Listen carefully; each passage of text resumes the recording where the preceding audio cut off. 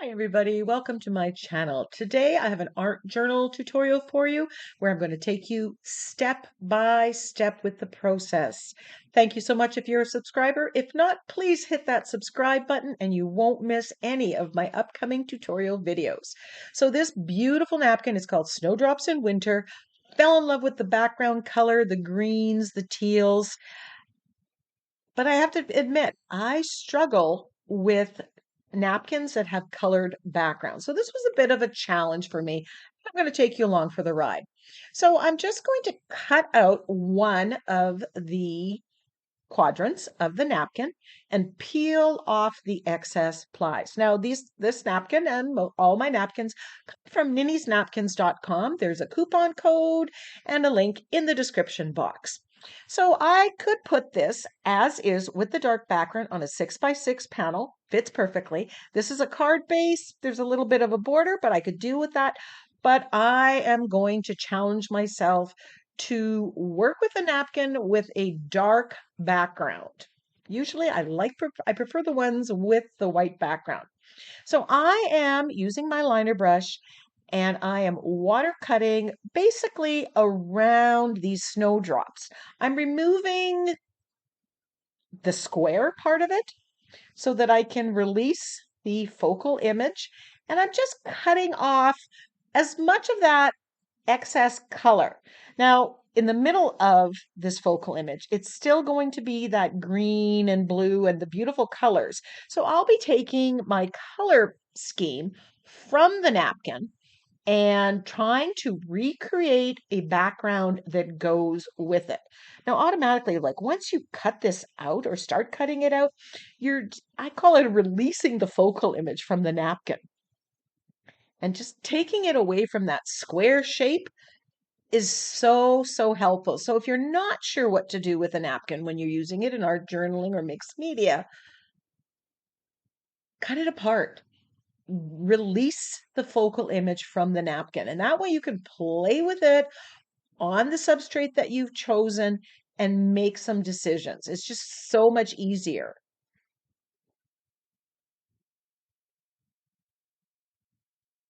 So I'm just working my way. I put a little bit of water, let it soak for a couple seconds, and then pull it off. This gives a nice deckled edge. Look at that. But you can see where the green is in the middle, like right behind. I would not want to be fussy cutting that. So now I decided I want some texture using this TCW stencil. And I want it kind of swooping behind the snowdrops. So I'm just going to draw kind of a swoop on the one side and the other. This is just giving me a guideline of where I'm wanting to put some of this stenciling and get that swoop. I'm thinking the swoop with the texture is going to add some movement of the page and interest. So I grabbed the TCW modeling paste, and here I'm just marking where I'm going to glue down my focal napkin because I don't really want to put modeling paste there. So this stencil is called Hole Punch, and it's from TCW, the Crafters Workshop, and the white modeling paste is also from the Crafters Workshop. And there's a link to their store in the description box below. But FYI, you can get probably both of these from Ninny's Napkins as well. She carries a supply of the stencils and TCW products. And if she doesn't have something that you want that's TCW or other brand, just ask Nicole. She's very good at bringing things in. So I'm putting the modeling paste through the stencil with my palette knife. And then when I've overlapped it and gone past where I put my line, I'm just taking the palette knife and rubbing it off. Did you know you could do that? Absolutely. Now my page has been gessoed. Now this is completely dry, the modeling paste. I did use a heat tool, but you could let it air dry and move on to something else. And now I'm gluing down my napkin by putting a generous coat of fluid matte medium. Mine is the Liquitex brand. I buy it in a big container, bulk, and get a great price point that way. And then I'm putting a coat on top. I want to turn this into a non-porous surface because I will be overpainting this. And I want the napkin to be able to take the wet medium. Otherwise, it just kind of, any color will just wick on it. So now I need to grab my paints and find colors or combinations of colors that will make something similar to what's already in the napkin. Remember those center parts where the green and the blue and the teal is? I want to duplicate that as much as possible. So I tested it out on paper. You saw me doing that. And now I'm just taking some white gesso on a brush and going around that outer edge. This is just softening the edge, and it's just going to help blend it. So you're not going to see that line of up to here is the napkin and then there's something else. This helps blend it all together. And I'm kind of tapping with my fingers. Again, that kind of spreads it out and just diffuses or softens that edge.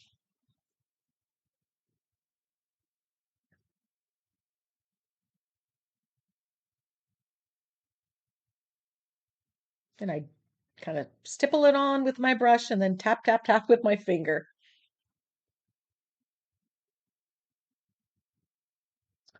So once that's dry, now I'm going to get on with colorizing it. And the napkin has there's the teal and there's some yellows in it and greens. And so what I've mixed, the colors that I've mixed were blue green from Amsterdam, but you could use Prussian blue from Liquitex. That would also work.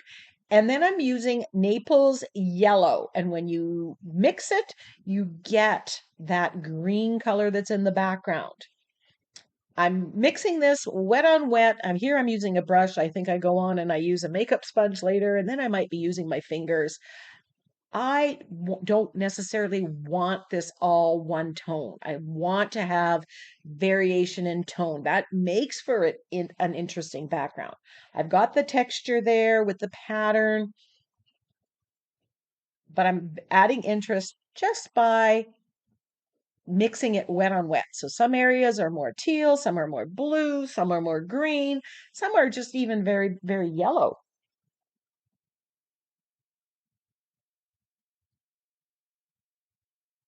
And so you see, I took my color scheme from what was in the napkin. And this is the way that if you have a napkin that has a dark background, you're never going to be able to cut all of that dark background off.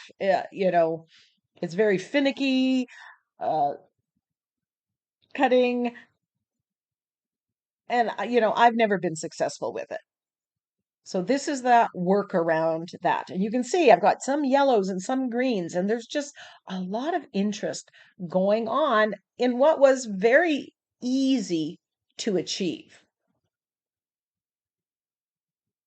Now the center parts, I'm just taking my brush too, where they had that green, and just adding a little bit of the yellow or a little bit of the blue that I have. So it all works together. I've changed the tones a little bit. Now, don't worry about those snowdrops because we're going to overpaint them and bring them to life as well.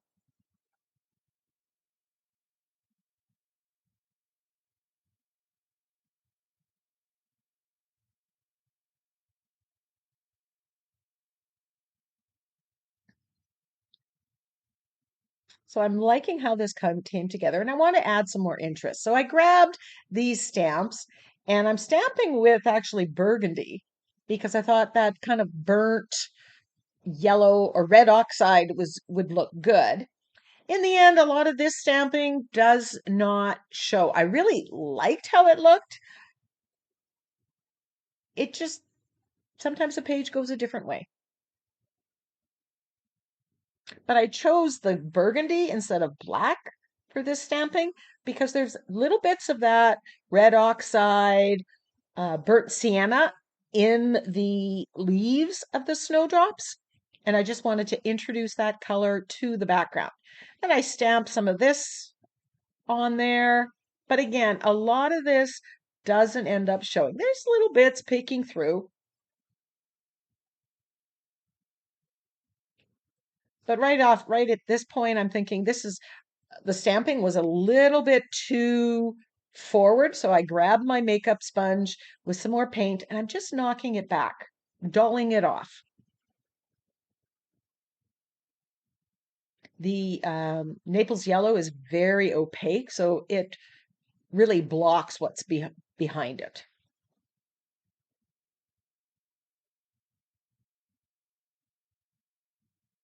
I would do this one again with the stamping and try, a few different techniques, a few, different steps.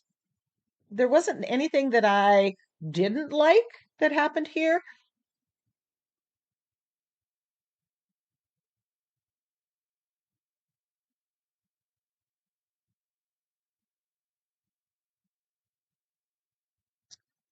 So now I'm using a liner brush and I've got some green, some of the Naples yellow. I've got some red oxide and I'm mixing it and just painting the stems and the leaves of the napkin. This is the process that I call overpainting, where you're just using the base of the napkin or the focal image that you've been given and then making it your own. I want that focal image to stand up against my background. So I need it to be a little darker, a little brighter. So here on the leaves of the snowdrops, I'm taking white gesso, a little bit of a round brush, and just painting in the petals. I'm not being too careful at all. I find the quicker you go in this process, and I'm not even trying to cover the entire petal of the flower. This is going to brighten it up. It adds texture because it's kind of globbed on there.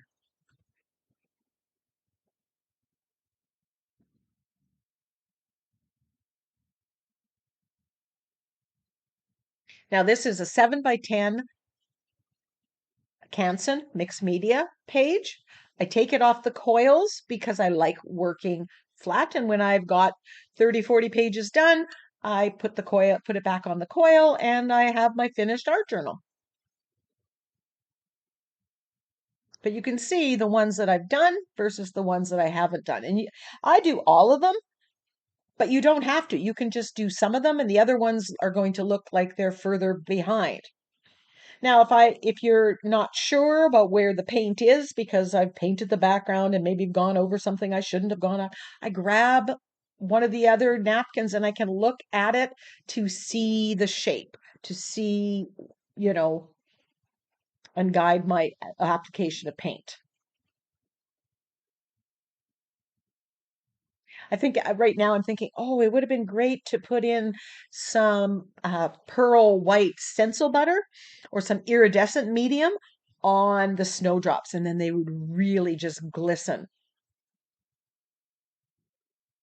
Do this one on a canvas. I have a lot of teal in my house, so to do this on a canvas, it might be something that I could hang, have a little bit of seasonal art.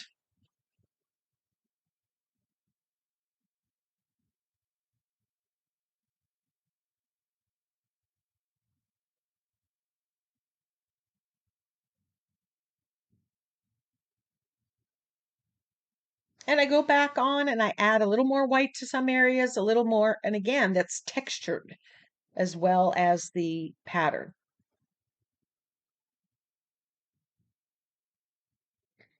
Just adding a little bit more to the stems. I'm finding I forgot some stems here a little bit. Or if I want to add, I'm adding a little brown, I'm adding a little burnt sienna, mixing it on my palette. What I find is don't just use one color. When you mix two colors, it just looks more natural.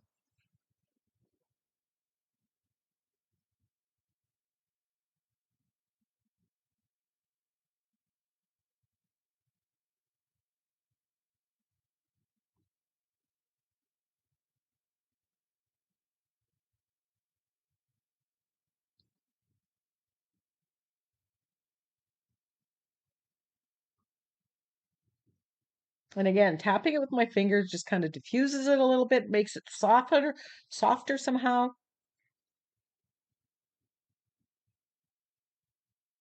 So even though I'm not using watercolors, this kind of looks a little like watercolorish, the background. It's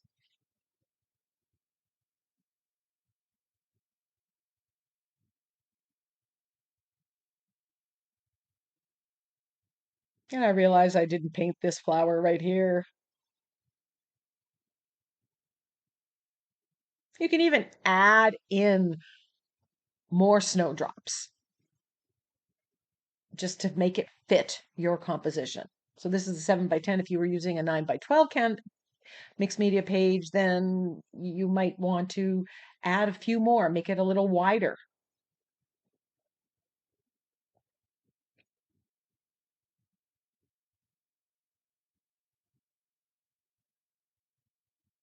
And you can always wipe it off a little bit if what you put down doesn't work. Okay, I'm just adding a little gesso and I'm going to repaint it. It didn't quite work out the way I wanted it. So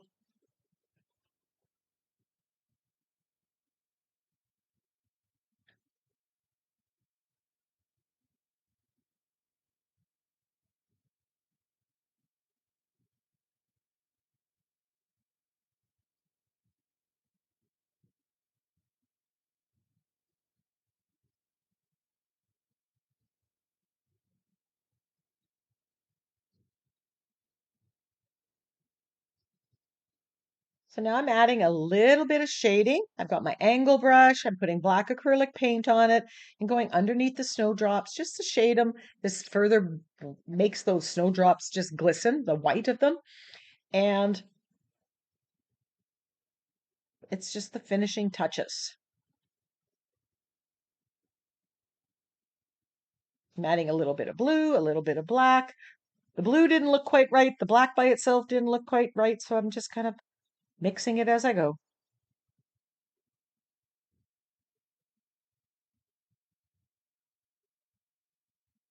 And sometimes you just have to try something. If it doesn't work, have a baby wipe ready to go and wipe it back. It's all about doing step by step. And, if you don't like it, change it.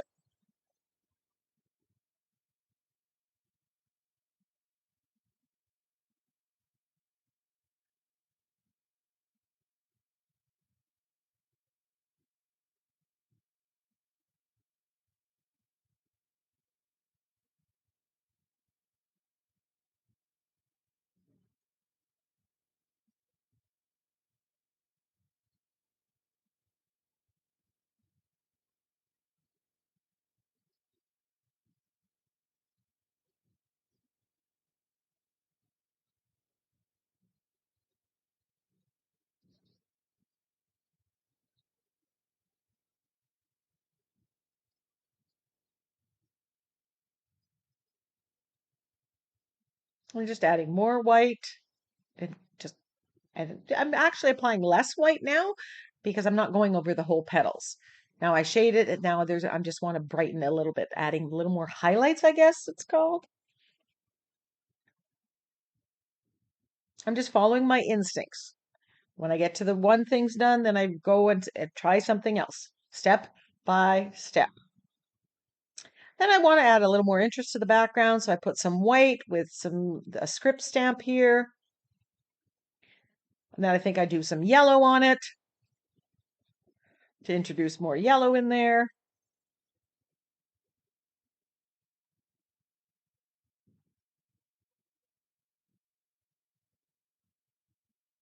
This is all just adding interest in the background. The goal isn't to be able to read the script at all. It's just one more detail. And then you kind of do the dance. You add something, you take it off, you add something else. Now I wanted to bring out the texture, so I put some black acrylic paint on a Ranger blending foam, and I'm just rubbing it on some of the high points of the texture, and that's bringing it out a little bit. But I do admit that at this stage I wasn't exactly happy, so then I thought, oh, I'm going to do some stenciling with that same stencil. Now, part of this I like, part of this I don't.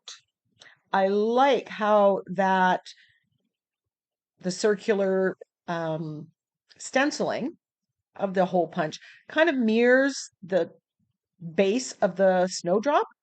It all works together. But right now I'm thinking it's a little too forward, a little too strong in the background, as in we're losing some of our focal image.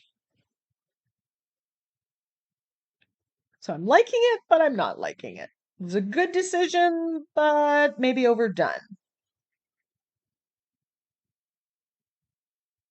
Not sure what I want to do, so I'm just edging the page with black, framing it. That helps me see it as a page and helps me make decisions of what comes next. You're never going to have every single step memorized before you start, or I can't.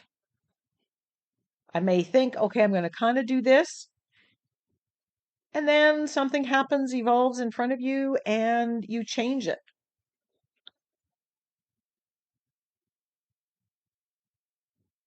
I'm liking how the black is framing the page here. It just kind of ties it all in. I take a picture of it.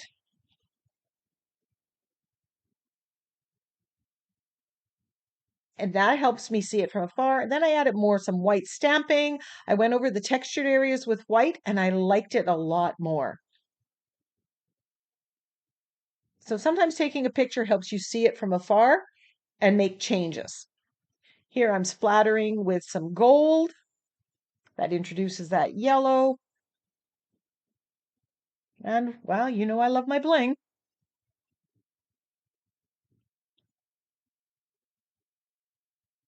And then I'm splattering with red oxide to introduce that red color that's a little bit on the leaves, a little on the stems, into the background. I went through to my Through the Garden Gate sentiment pack. All my digital sentiment packs are available for purchase at Ninny's Napkins. There is a link in the description box. I picked the one that says A Time for New Beginnings, snowdrops, seasonal. I love spring, and spring on the island is absolutely gorgeous. The flowers are just popping, so every day is a feast for the eyes and a whole lot of inspiration for me. FYI, I guess I'll be doing a lot of flowers in the near future. Take off the tape, and there we have the finished page. Texturized, an interesting, colorful background. We've mastered using a napkin with a dark background. I'm just adding a little bit more shading on the bottom. I just wanted it a little heavier to pull it down to ground those flowers. Then I grab my General's charcoal pencil and I'm very quickly sketching around the leaves just to add kind of that sketchy look, further enhance the blossoms. Make it look a little more rustic, maybe a little more vintage.